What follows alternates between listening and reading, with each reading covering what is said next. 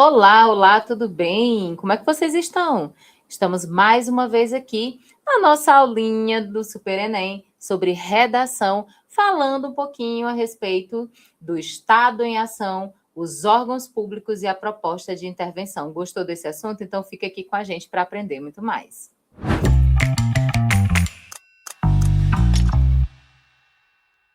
Hoje nós vamos falar a respeito de como o Estado pode ser utilizado na sua proposta de intervenção. E quando eu falo do Estado, eu estou falando do Estado como um todo, né? Lembrando ali que essa ideia de Estado, ela inclui, por exemplo, os outros poderes. O poder executivo, que é o poder administrativo, o poder judiciário, que é o poder dos juízes, né, promotores, e nós estamos falando também do poder legislativo, aquele poder que pode ali fazer ou criar leis, certinho, gente? Então, essa junção dos três poderes é o que nós chamamos de Estado, inclusive grafado com letra maiúscula na sua redação, tá bom?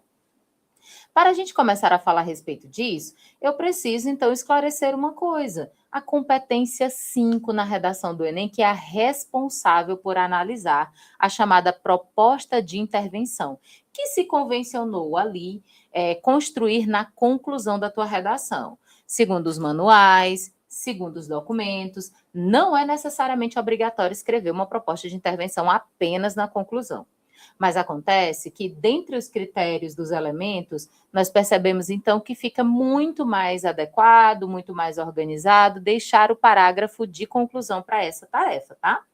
E aí eu vou te contar um pouquinho da história do Enem e da evolução de como foi que esses elementos foram criados, para você entender como funciona a proposta de intervenção no Enem. Mas é uma coisa rápida, tá? Só para você entender. Bom, a partir de 2017, né, nós vamos perceber que houve uma mudança na proposta de intervenção do Enem. Antes disso, a proposta era mais subjetiva, os corretores eles tinham ali mais liberdade para dizer exatamente se aquela proposta poderia ser considerada 200 pontos ou não. Antigamente, por exemplo, pensava-se na quantidade de ações. Então, quanto mais ações o aluno ele escrevia, mais ele tirava uma nota maior ali naquela competência. Mas ficava tudo muito vago, muito subentendido, não tinha ali uma delimitação. A partir de 2017, então, nós vamos perceber que houve a criação dos elementos que compõem essa proposta de intervenção, ou seja, que pudessem ali dar uma definição maior, uma quantidade definida para que ficasse mais fácil para os corretores analisarem e darem a pontuação. Então, surgiram os 5 elementos da proposta, tá? Inicialmente, o detalhamento, ele vinha ali como algo a mais. Depois de um tempo, o detalhamento no ano seguinte passa a ser um elemento oficial e obrigatório na proposta, tá? Então, vamos entender o que é a cartilha do participante, que é o documento oficial publicado para os alunos todos os anos, diz a respeito da competência 5. Vamos lá. O que a competência 5 realmente cobra? Vamos lá. A cartilha do participante, certo? Afirma que, na proposta de intervenção da redação do Enem, é fundamental apresentar uma solução concreta, ou seja, é preciso dizer exatamente o que precisa ser feito, tá? Tem que ser específica, ligado ao tema e coerente com os argumentos que foram desenvolvidos ao longo do texto, gente. Isso é muito, muito importante. Uma dica que eu sempre dou aos meus alunos é que pensou no argumento, já pensa na solução. Na hora de construir, por exemplo, o seu projeto de texto, pensando melhor sobre como a sua redação vai funcionar, é muito legal que você já pense no argumento e na solução para aquele argumento. Beleza? Além de propor uma ação interventiva, o candidato deve indicar o agente responsável por executá-la, ou seja, quem é que vai fazer essa ação, né? Quem vai realizar, quem vai efetivar. Definir o meio de realização, ou seja, como essa ação vai ser realizada, tá certo? Com que finalidade, né? Ela vai ser criada e acrescentar um detalhamento que torne a proposta mais completa e mais viável. Na prática, seria ali uma espécie de aposto explicativo sobre qualquer um dos elementos anteriores que vai funcionar como detalhamento para você, tá? Fica essa dica aí no seu coração. Vamos adiante. Bom, eu trouxe aqui para vocês um quadro que mostra justamente como é que a proposta de intervenção no Enem ela funciona, tá certo? Ela é uma solução para o problema apresentado no texto, deve respeitar os direitos humanos, e para isso nós precisamos entender melhor como é que funciona, tá, gente? A defesa dos direitos humanos, ela está ligada diretamente à Constituição brasileira.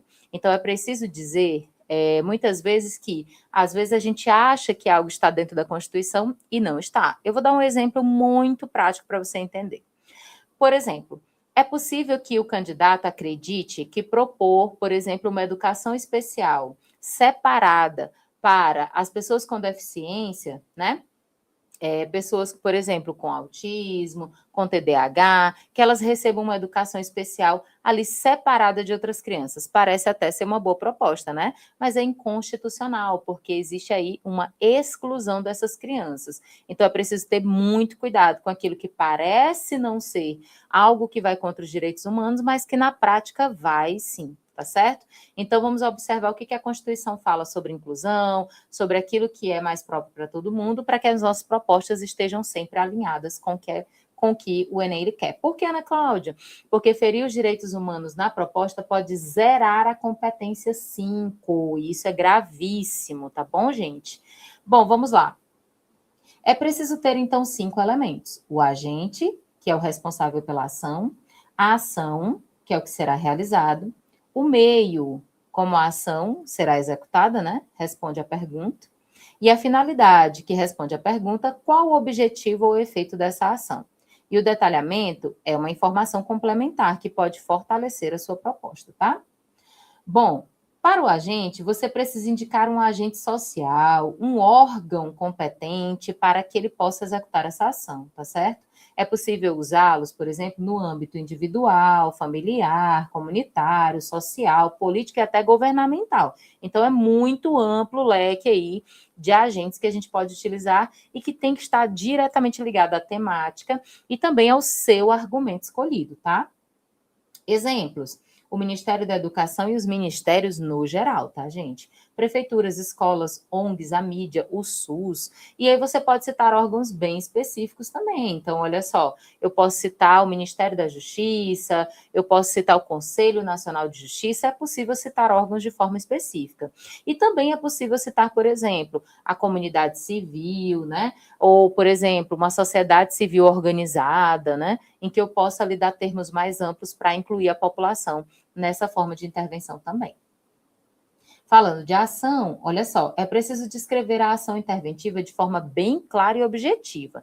Tanto que no Enem existe ali uma formulação para a proposta que a gente sempre usa: deve fazer isso, deve fazer aquilo, né? O uso do deve, ou do precisa, ou é de responsabilidade, dá-lhe um cunho de efetividade na ação, que é muito interessante que você utilize, tá? Exemplos de ações concretas, não podem ser ações vagas, não adianta o aluno chegar e dizer assim: é preciso fazer. Não, a gente precisa dizer exatamente, é preciso trazer uma proposta. Não, tem que dizer qual é. Então, ó, campanhas educativas, projetos, cursos, a criação de programas, fiscalização, debates, entre outros, é uma ação concreta. Eu vou agilizar um pouquinho, porque o meu objetivo aqui nem é focar na competência 5, tá? Mas vamos lá. No meu modo de realização, é preciso explicar os meios, os instrumentos, as estratégias que possam viabilizar essa ação. É o modo como você tem que fazer. Então, ó, indique o formato, recursos, canais utilizados. Exemplos: redes sociais, palestras, parcerias, aplicativos, materiais didáticos, oficinas, eventos, servem aí como uma maneira de aplicar, tá? Finalidade: qual é o objetivo, então? Apresenta, né? Você deve apresentar o objetivo da ação, indicando qual é o efeito que você espera, qual é o impacto que você positivo que você espera com essa ação. Exemplos: reduzir a desigualdade, promover a inclusão, conscientizar a população, melhorar as condições de vida são algumas formas, tá? Para o detalhamento. Acrescente, então, detalhes que tornem a sua proposta mais completa e viável. É possível incluir aí, por exemplo, o público-alvo, o período em que essa proposta vai ser aplicada, a duração, as parcerias, né? Exemplos: o público-alvo, que você vai... qual é o público-alvo da sua proposta? A parceria com as escolas, ações, né? Por 6 meses, por 1 ano, por 3 anos. E a avaliação dos resultados também pode servir de detalhamento para você, tá? Então, aqui é só um quadro geral para a gente poder entender. Então, vamos visualizar a seguinte situação. eu tenho aqui um tema hipotético, né? Desafios para combater a desinformação digital no Brasil. Um exemplo ruim de proposta seria você dizer o governo deve combater as fake news. O governo é um termo que é válido, mas é muito vago. Então, especificar fica muito mais bacana. Olha esse exemplo. O Ministério da Educação, em parceria com escolas públicas, deve promover campanhas de educação midiática por meio de oficinas digitais, a fim de desenvolver o senso crítico dos estudantes. Veja que aqui ele trouxe o Ministério da Educação em parceria com as escolas, tornando ali o agente muito mais complexo, muito mais explicativo, tá? E por que os órgãos públicos fortalecem a intervenção, gente? Porque o Estado, ele possui estrutura, orçamento, alcance social, responsabilidade constitucional, e ele pode dar conta dos problemas sociais, tá? Que não devem ali, ou não conseguem, não dá para resolver de maneira individual, tá certo?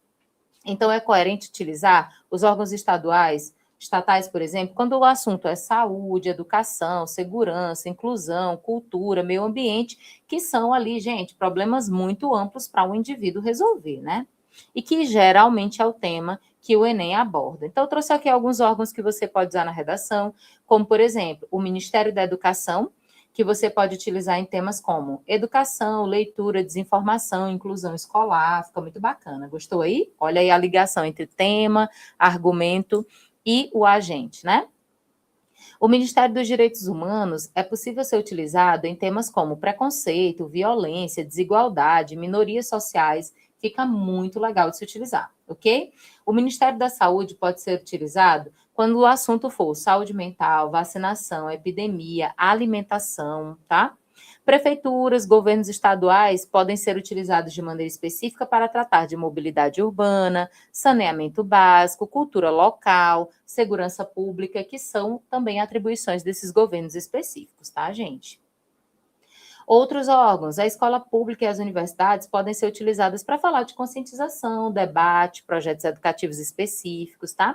E o Congresso Nacional, responsável pelas nossas leis, pode justamente ser utilizado para ações voltadas para a criação de leis, regulamentações, fiscalização, tá? Quanto mais específico for o agente, melhor tende a ser a sua intervenção. Pensa nisso, tá? Porque existe uma diferença significativa, gente, entre utilizar apenas governo de maneira muito vaga e colocar ali, por exemplo, órgãos específicos como o Ministério da Saúde. Demonstra muito mais conhecimento, você não acha? Eu trouxe aqui um exemplo rapidinho para vocês analisarem, né? Para vocês perceberem. É uma redação nota 1000 do Wellington Ribeiro, de Recife, que tirou nota 1000 no ano passado, no tema sobre a perspectiva, né? Do envelhecimento no Brasil. E aí ele trouxe uma proposta muito completa em que eu quero destacar para você o uso que ele fez dos órgãos estatais. Olha só. É premente, portanto, uma medida que perpetue perspectivas positivas ao envelhecimento populacional, retomando o tema.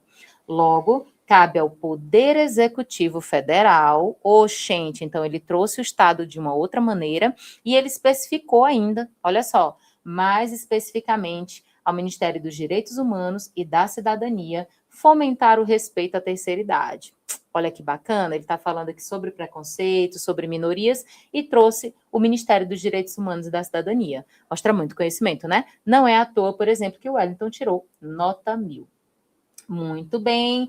Gostou do conteúdo? Se você gostou desse conteúdo, salve para revisar antes da prova e siga o Super Enem nas redes sociais. Um beijo, até a próxima. Tchau, tchau.